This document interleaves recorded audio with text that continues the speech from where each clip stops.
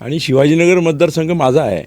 त्या मतदारसंघामध्ये आपण भारतीय जनता पक्षामध्ये येऊन काम करायचं म्हणून मी एक चांगल्या विकासाच्या दृष्टीनं, चांगल्या विचारधारेच्या दृष्टीनं भारतीय जनता पक्षात मी जो गेले 25 वर्ष औंधचा विकास केला, त्या विकासाचा धागा पकडून केंद्र सरकारने औंधची निवड केली की औंध एक चांगलं रचनात्मक विकास झालेला भाग आहे आणि महत्त्वाचं औंध आहे. आणि त्याचा हे करून स्मार्ट सिटीचा पहिला प्रयोग पुणे शहरामध्ये हा औंधमध्ये करावा म्हणून औंधची निवड मी केलेल्या विकास कामामुळे झाली. जे 25 वर्षाचं औंध होतं आणि जे विकासाच्या प्रगतीकडे होतं, शांत होतं, चांगल्या वातावरणात होतं, त्याला जे बिघडवण्याचं काम या काही मंडळींनी या 5-6 वर्षात केलं आहे ते मला बदलायचं आहे. नुकताच राज्यात नगरपालिका आणि नगरपंचायतींचा निवडणुकांचा निकाल लागला. आता वेध लागलेत ते महापालिका निवडणुकांचे.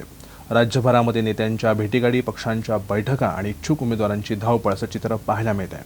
खरं तर महापालिकेसाठी उमेदवारांना संधी मिळाली तर आपल्या प्रभागासाठी ते काय काय करू शकतात, आपल्या प्रभागासाठीचं व्हिजन काय आहे, हे सर्व आपण जाणून घेणार आहोत इच्छुक उमेदवारांच्या मुलाखतीच्या माध्यमातून. आज आपल्या स्टुडिओमध्ये आलेले आहेत पुण्याचे माजी महापौर दत्तात्रय गायकवाड. सर, खूप खूप नमस्कार. नमस्कार. नमस्कार. खरं तर माझा तुम्हाला पहिला प्रश्न असेल, तुम्ही तर काँग्रेसकडे होतात, गेले अनेक वर्ष काँग्रेसमध्ये तुम्ही राहिलात, पुण्याचे माजी महापौर म्हणून देखील राहिलात, अगदी पुणे जवळून पाहिलं आहे, आता तुम्ही भाजपमध्ये गेलात का? भारतीय जनता पक्ष हा संबंध देशभर आहे आणि 2014 साली आदरणीय पंतप्रधान नरेंद्रजी मोदी साहेबांच्या नेतृत्वाखाली भारतीय जनता पक्ष विजयी झाला देशात. आणि देशात संबंध भाजपची एक मोठं पर्व तयार झालं. महाराष्ट्रामध्ये मुख्यमंत्री देवेंद्रजी फडणवीस साहेब यांचं नेतृत्व आलं. त्यामुळे देशाला आणि महाराष्ट्राला एक वेगळ्या प्रकारचं हे मिळालं, मार्ग मिळाला, म्हणजे प्रगतीचा, प्रवासाचा, विकासाचा. म्हणून ज्यावेळी विधानसभा आली 2019च्या दरम्यान, तर या भागाचे शिवाजीनगर विधानसभा मतदारसंघाचे आमदार सिद्धार्थ शिरोळे हे आमचे चांगले मित्र आहेत. मी निर्णय घेतला की सिद्धार्थ शिरोळेंना MLA होण्याकरता मदत करायची आणि शिवाजीनगर मतदारसंघ माझा आहे, त्या मतदारसंघामध्ये आपण भारतीय जनता पक्षामध्ये येऊन काम करायचं म्हणून मी एक चांगल्या विकासाच्या दृष्टीनं, चांगल्या विचारधारेच्या दृष्टीनं भारतीय जनता पक्षात आलो. हाच विचार करून 2017मध्ये औंध बोपोड हे स्मार्ट सिटी म्हणजे स्मार्ट मॉडेल करण्याचा प्रयत्न केला. मात्र आता त्या ठिकाणी असे प्रॉब्लेम झालेत की फुटपाथ मोठे झालेत, त्याच्यावरती अतिक्रमणं झालेली आहेत, रस्ते अरुंद झालेले आहेत, कचऱ्याचा समस्या असेल किंवा आरोग्याच्या बाबतीत संजय गांधी रुग्णालय असेल किंवा तिथलं अन्य रुग्णालयाच्या व्यवस्था असतील किंवा कचऱ्याच्या व्यवस्था ह्या देखील आता वाढत चालल्या आहेत. मग तुमच्याकडे असं काही ठोस त्याचं उपाययोजना आहे का, आउट ऑफ द बॉक्स जाऊन, कारण तुम्ही त्याचं नेतृत्व केलेलं आहे? स्मार्ट सिटी ही जी कल्पना आहे ही भारत सरकारची आहे. म्हणजे केंद्र सरकारचा त्याला निधी येतो आणि पुणे शहरामध्ये मी जो गेले 25 वर्ष औंधचा विकास केला, त्या विकासाचा धागा पकडून केंद्र सरकारने औंधची निवड केली की औंध एक चांगलं रचनात्मक विकास झालेला भाग आहे आणि महत्त्वाचं औंध आहे. आणि त्याचा हे करून स्मार्ट सिटीचा पहिला प्रयोग पुणे शहरामध्ये हा औंधमध्ये करावा म्हणून औंधची निवड मी केलेल्या विकास कामामुळे झाली. आणि स्मार्ट सिटी हा केंद्र सरकारचा प्रकल्प आहे हे मी मान्य करतो की त्या प्रकल्पामध्ये रस्ते, फुटपाथ याच्यामध्ये काही समस्या निर्माण झालेल्या आहे की फुटपाथ मोठे झाले, रस्ते लहान झाले, वाहतूक अडकली, ट्रॅफिक जाम होऊ लागलं आणि फुटपाथ मोकळे राहू लागले, त्याचा अर्धाच वापर होऊ लागला. ही वस्तुस्थिती आहे. आता त्याच्यामध्ये आपल्याला बदलावं लागेल, काही काम करावं लागेल, काही निर्णय घ्यावे लागतील. खरं तर औंध आणि बोपोडी तितकंच महत्त्वाचं आहे, कारण पिंपरी चिंचवडला असेल किंवा मुंबईला जायचं असेल किंवा तिकडून शहरामध्ये यायला औंधचा एक मोठा तिथून वापर केला जातो. मग ह्याच औंधमध्ये राजभवन देखील आहे, पुणे विद्यापीठ देखील आहे किंवा संरक्षण क्षेत्रामध्ये काम करणाऱ्यांच्या तिथे वसाहती देखील आहेत आणि दाट वस्तीचा एकीकडे मोठे टोलेजंग इमारी आणि याच ह्याच्यामध्ये चेन स्नॅचिंगचे प्रकार, कोयता गँग, गुन्हेगारी, अंमली पदार्थ तस्करी याचा देखील मोठ्या प्रमाणात आहे आणि तिथे स्थानिक कोणी नाही आहे. हे सर्व आहेत, हे आउटस्कट्स आहेत. औंधचा जो पूर्व इतिहास आहे, ब्रिटिश गव्हर्नर हा पुणे विद्यापीठामध्ये रेसिडेन्स होत होते. आज जे पुणे विद्यापीठ आहे, पुणे विद्यापीठ हा त्यांचा रेसिडेन्स होता. म्हणून त्या औंध आणि राजभवनला एक ऐतिहासिक महत्त्व आहे. कारण ऐतिहासिक महत्त्व या दृष्टीने की ग्वाल्हेरच्या शिंदे घराण्याला दिलेला हा भाग होता औंध. पण ऐतिहासिक महत्त्व असलेल्या ऐतिहासिक वास्तू महत्त्व आहे म्हणून त्याला आता जर ब्रिटिश गव्हर्नर आणि ब्रिटिश गव्हर्नरचं जर बंगलो आणि बॉडीगार्ड जर औंधला राहत असतील तर त्या औंधचं महत्त्व आगळं वेगळं आहे.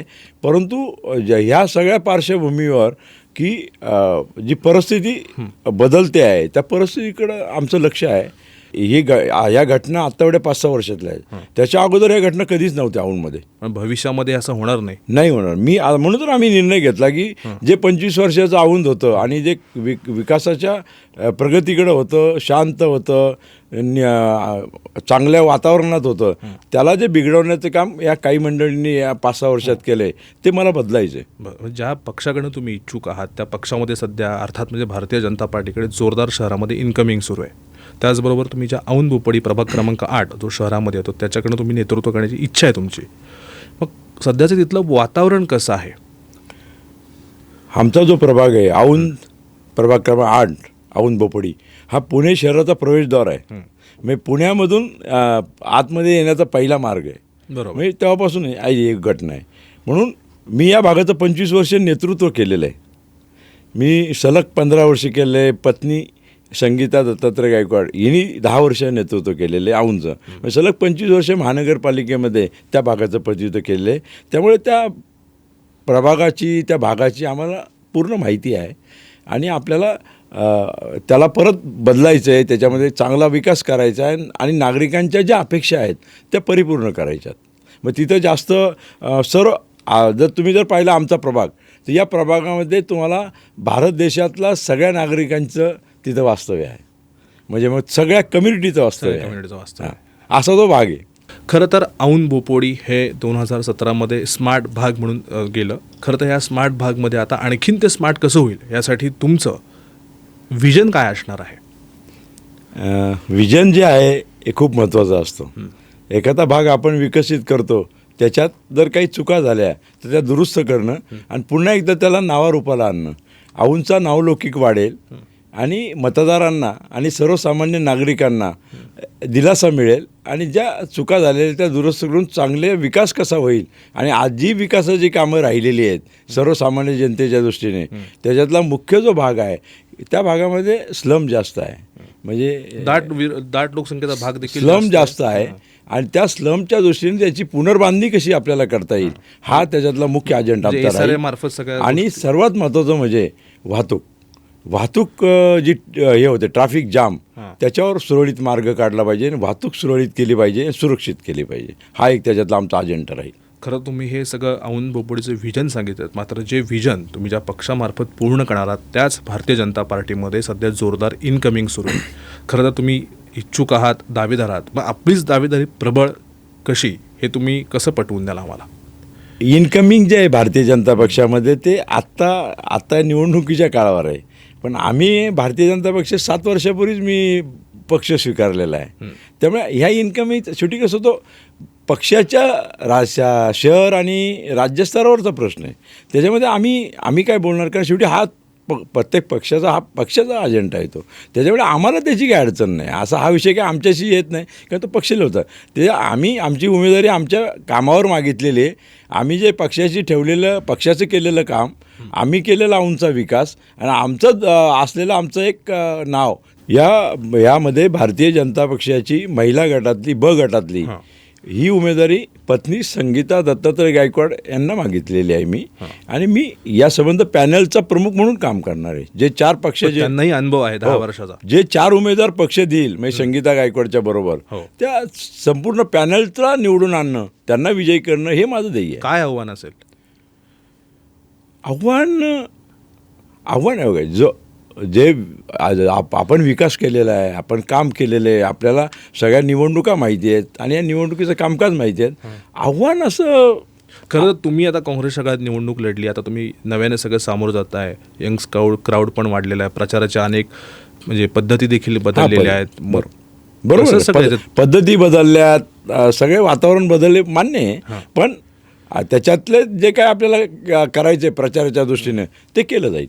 तर हे होते प्रभाग क्रमांक 8चे भाजपकडून इच्छुक उमेदवार आणि पुण्याचे माजी महापौर दत्तात्रय गायकवाड. आपल्या प्रभागासाठी ते काय काय करू शकतात, त्या प्रभागाचं त्यांचं व्हिजन काय काय हे त्यांनी सर्व आज आपल्या समोर मांडलेलं आहे. सर, तुम्ही आज आमच्या स्टुडिओमध्ये आलात. नमस्कार. खरं तुमचे खूप आभार आणि येणाऱ्या जी काही निवडणूक आहे त्यासाठी देखील तुम्हाला खूप साऱ्या शुभेच्छा. ठीक. धन्यवाद.